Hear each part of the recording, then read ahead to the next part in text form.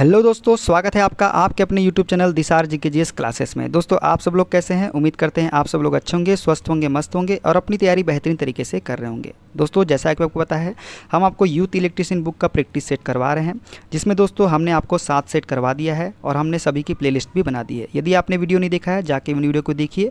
और आज हम आपको करवाने वाले दोस्तों प्रैक्टिस सेट नंबर 8, जिसमें हम बेहतरीन क्वेश्चन आपको करवाने वाले हैं, वो भी स्पीड के साथ में। दोस्तों वीडियो अच्छा लगे वीडियो को लाइक कीजिए, शेयर कीजिए, कमेंट कीजिए। चैनल पर नए हैं चैनल को सब्सक्राइब कर लीजिए पल पल की अपडेट के लिए। हमसे जुड़ने के लिए और क्लास की अपडेट के लिए आप हमारे टेलीग्राम चैनल को ज्वाइन कर सकते हैं। टेलीग्राम चैनल का लिंक मैंने डिस्क्रिप्शन बॉक्स में आपको दे दिया है। चलिए दोस्तों देर ना करते हुए स्टार्ट करते हैं आज का अपना सेशन और देखते हैं इलेक्ट्रीशियन टेट का प्रैक्टिस सेट नंबर 8 का पहला क्वेश्चन। प्रवर्धक एम्पलीफायर के रूप में ज़्यादातर किस प्रकार के कॉन्फ़िगरेशन का प्रयोग किया जाता है? तो दोस्तों प्रवर्धक एम्पलीफायर के रूप में ज़्यादातर जो है ये हम उपयोग करते हैं किसका? कॉमन एमिटर का। किसका? कॉमन एमिटर का। एक साधारण द्विध्रुवी संधि ट्रांजिस्टर के उत्सर्जक आधार संग्राही क्षेत्रों के अपमिश्रण सांद्रण खालिस्तान के अनुसार बदलता है। तो दोस्तों ये बदलता है किसके अनुसार? ऑप्शन नंबर सी के अनुसार। ठीक है, देखते हैं अगला क्वेश्चन।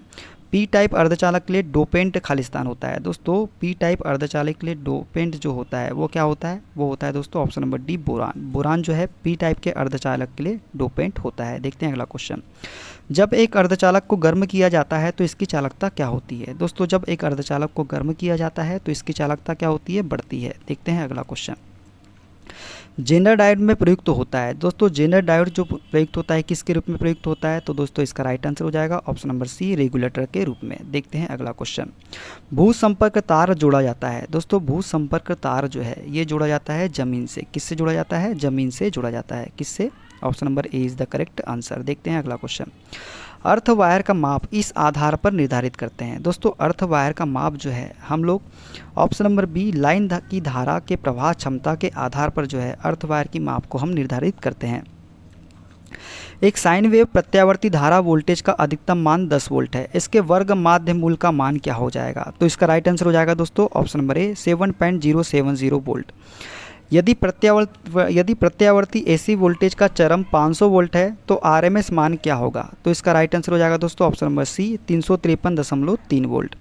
स्थिर विद्युत चार्ज वाले क्षेत्र में खालिस्तान होता है। दोस्तों स्थिर विद्युत चार्ज वाले क्षेत्र में क्या होता है? तो ये होता है दोस्तों ऑप्शन नंबर बी विद्युत क्षेत्र। देखते हैं अगला क्वेश्चन। एक चुंबकीय क्षेत्र चारों तरफ विद्यमान होता है। तो दोस्तों एक चुंबकीय क्षेत्र चारों तरफ विद्यमान होता है, किस में होता है? तो ये होता है दोस्तों चलायमान आवेश के। चलायमान आवेश के चारों तरफ क्या विद्यमान होता है? तो चुंबकीय क्षेत्र विद्यमान होता है।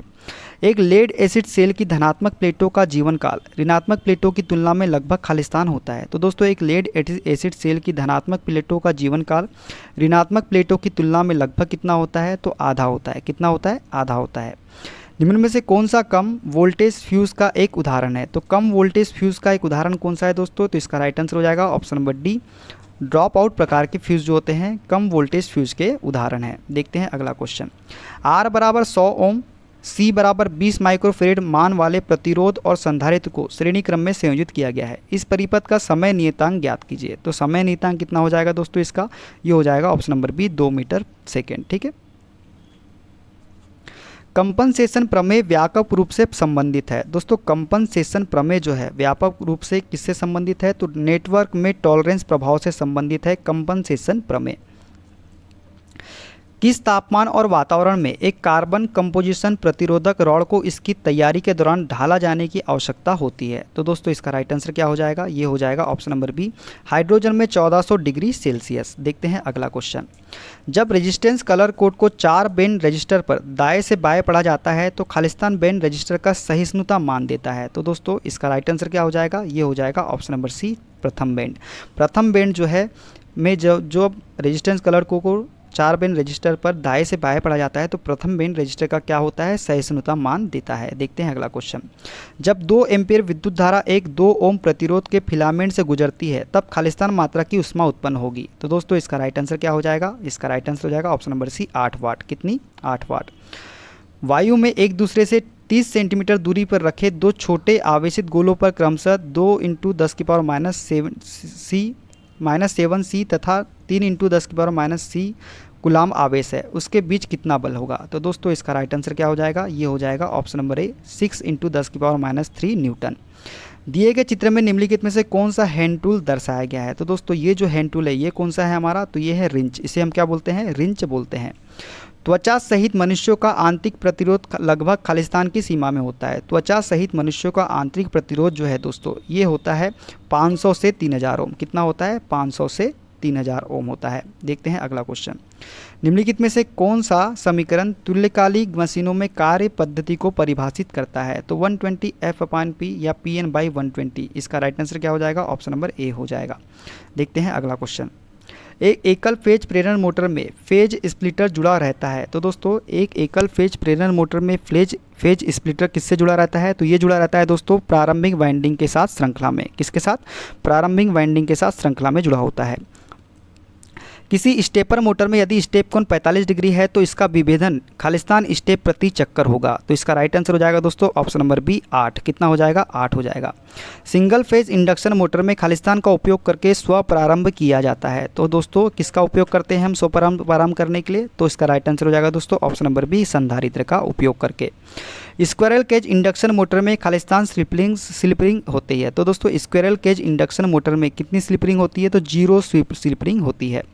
एमीटर की रेंज को एक खालिस्तान मान प्रतिरोध उपयोग करके बढ़ाया जा सकता है। तो दोस्तों एमीटर की रेंज को किस खालिस्तान मान प्रतिरोध का उपयोग करके बढ़ाया जा सकता है? तो ये होता है दोस्तों निम्न मान का प्रतिरोध उपयोग करके एमीटर की रेंज को हम बढ़ा सकते हैं। 750 वाट 250 वोल्ट के एक आयरन को 90 मिनट की अवधि के लिए इस्तेमाल किया जाता है। इसमें होने वाली ऊर्जा व्यय की गणना कितनी है? तो दोस्तों इसमें राइट आंसर हो जाएगा option number D 1.125 kilowatt hour.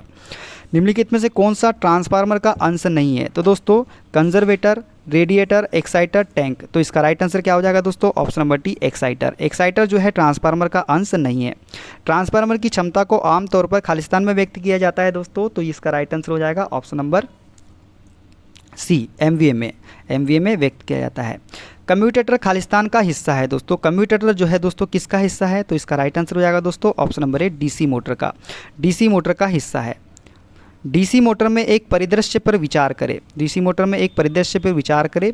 जब एक कंडक्टर जिसकी लंबाई L है, एक चुंबकीय क्षेत्र जिसकी ताकत H, फ्लक्स का घनत्व B है के अंदर रखा गया है और करंट I कंडक्टर के माध्यम से बह रहा है, तो उस पर बल F की भयावहता क्या होगी? तो इसका राइट आंसर क्या हो जाएगा दोस्तों बताइए? तो ये हो जाएगा ऑप्शन नंबर बी F बराबर BL sin थीटा न्यूटन। ठीक है, देखते हैं अगला क्वेश्चन।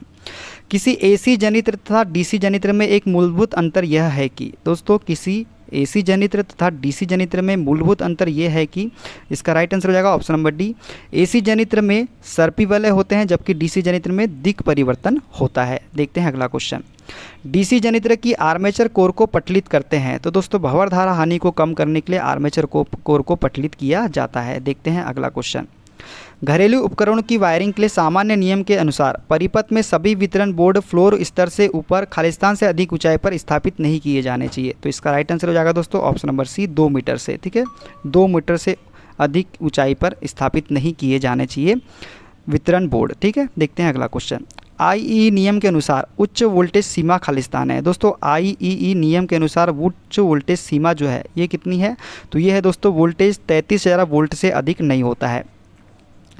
200 दशमलव तक की गणना के लिए एक काउंटर के निर्माण हेतु अपेक्षित फ्लिप फ्लॉपों की न्यूनतम संख्या क्या है? तो दोस्तों इसका राइट आंसर हो जाएगा ऑप्शन नंबर सी 8। कितनी हो जाएगी? 8 फ्लिप फ्लॉपों की आवश्यकता होगी 200 तक की गणना के लिए। नोर गेट से युक्त एसआर फ्लिप फ्लॉप के लिए अनिश्चित अवस्था खालिस्तान है। दोस्तों नोर गेट से युक्त एसआर फ्लिप फ्लॉप के लिए अनिश्चित अवस्था जो है वो कितनी होती है? तो वो होती है दोस्तों S बराबर 1 और R बराबर 1। JFET को खालिस्तान ट्रांजिस्टर भी कहा जाता है। दोस्तों JFET को क्या कहा जाता है? तो एक ध्रुवी ट्रांजिस्टर भी हम कहते हैं। कौन सा विद्युत नेटवर्क एक आवर्ती क्षेत्र में कला पश्चता और दूसरे आवर्ती क्षेत्र में कला अग्रता उत्पन्न करता है? तो इसका राइट आंसर क्या हो जाएगा दोस्तों? ये हो जाएगा ऑप्शन नंबर सी अग्रता पश्चता नेटवर्क। निम्नलिखित में से कौन सा यंत्र विद्युत ऊर्जा को ध्वनि ऊर्जा में परिवर्तित करता है? दोस्तों विद्युत ऊर्जा को ध्वनि ऊर्जा में परिवर्तित कौन करता है? तो इसका राइट आंसर क्या हो जाएगा दोस्तों? Option number C receiver. Receiver जो है ये विद्युत ऊर्जा को ध्वनि ऊर्जा में परिवर्तित करता है। आरसीसी पोल का प्रयोग खालिस्तान लाइन में किया जाता है। दोस्तों आरसीसी पोल का प्रयोग हम किस में करते हैं? तो ये करते हैं दोस्तों 11 केवी तक आरसीसी पोल का उपयोग हम करते हैं। केबल के चालक पर रोधन स्तर की मोटाई खालिस्तान पर आश्रित रहती है। केबल चालक चालक पर रोधन स्तर की मोटाई जो है किस पर आश्रित रहती है दोस्तों, तो ये रहती है वोल्टता पर। किस पर? वोल्टता पर आश्रित रहती है।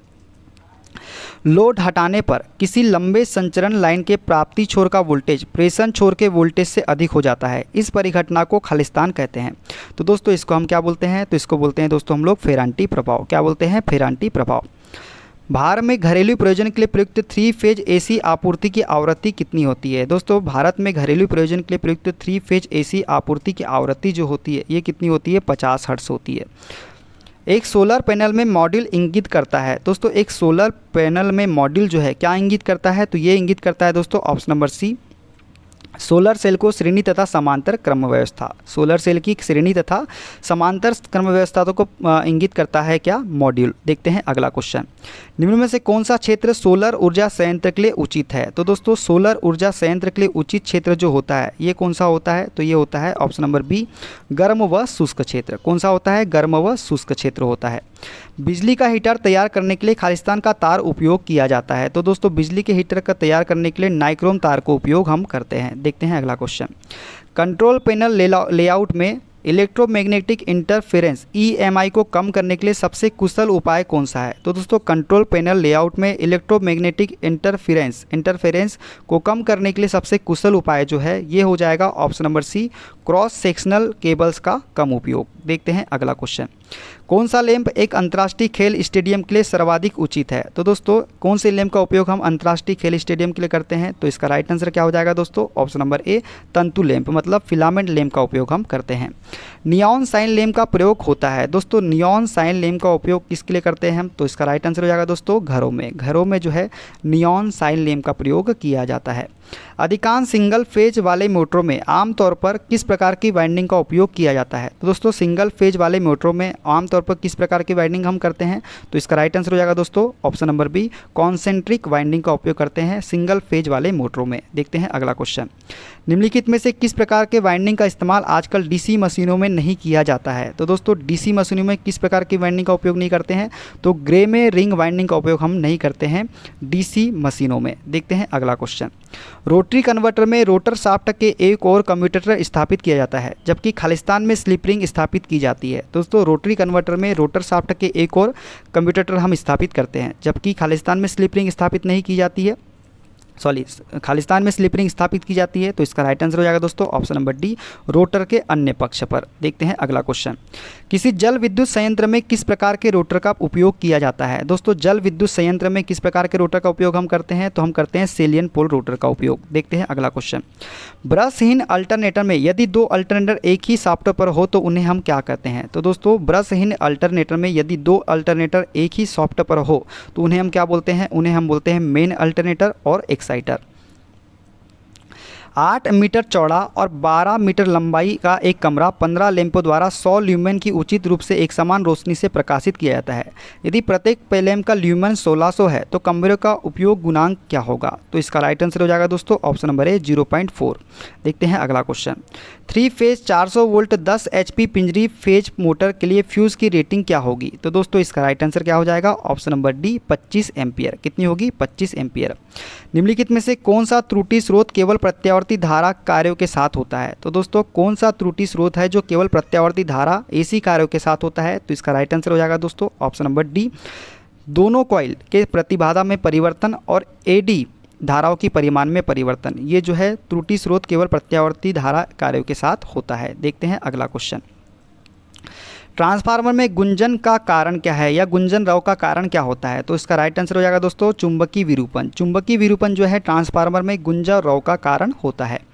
डीसी शंट मोटर की गति उच्च गति सुरक्षा निम्नलिखित में से किसके द्वारा प्रदान नहीं की जाती है? तो दोस्तों डीसी शंट मोटर की उच्च गति सुरक्षा किसके द्वारा प्रदान नहीं की जाती है? तो इसका राइट आंसर हो जाएगा दोस्तों option number D, 4 point starter के द्वारा।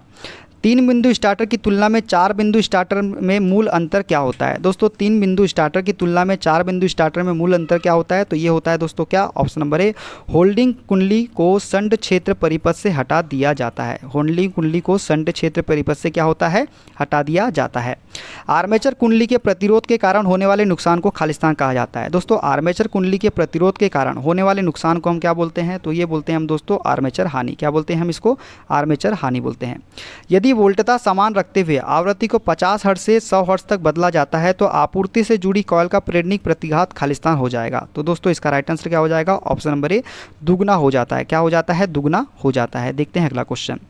एक तरंग प्रारूपी का आवर्ती समय 2 मीटर सेकेंड है, इसकी आवृत्ति की गणना करें। तो आवृत्ति क्या हो जाएगी दोस्तों? तो हो जाएगी ऑप्शन नंबर बी, 500 हर्ट्ज। क्या हो जाएगी? 500 हर्ट्ज हो जाएगी।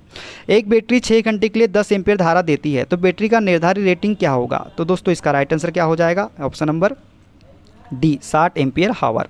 एक बैटरी जिसका आवेश डिस्चार्ज होने के बाद पुनः प्राप्त किया जा सकता है, उसे हम क्या बोलते हैं? तो उसे हम क्या बोलते हैं दोस्तों? ऑप्शन नंबर सी, द्वितीयक सेल हम बोलते हैं।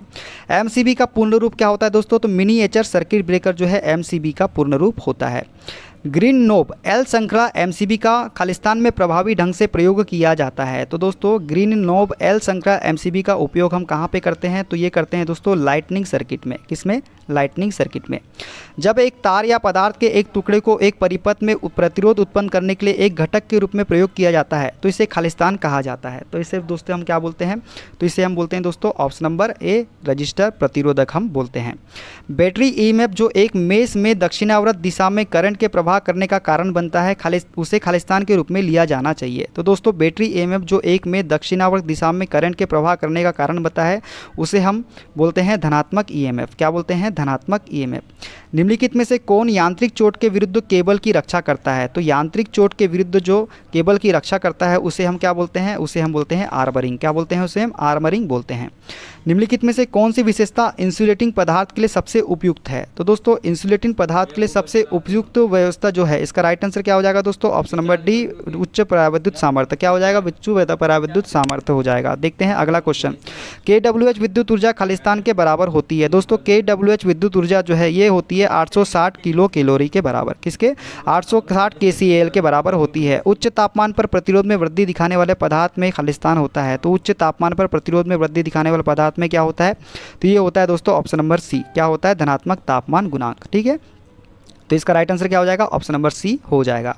तो ये थे सारे क्वेश्चन। वीडियो कैसा लगा कमेंट बॉक्स में जरूर बताइएगा। मिलते हैं अगले वीडियो में। अपना ख्याल रखिए। Okay, bye bye, take care.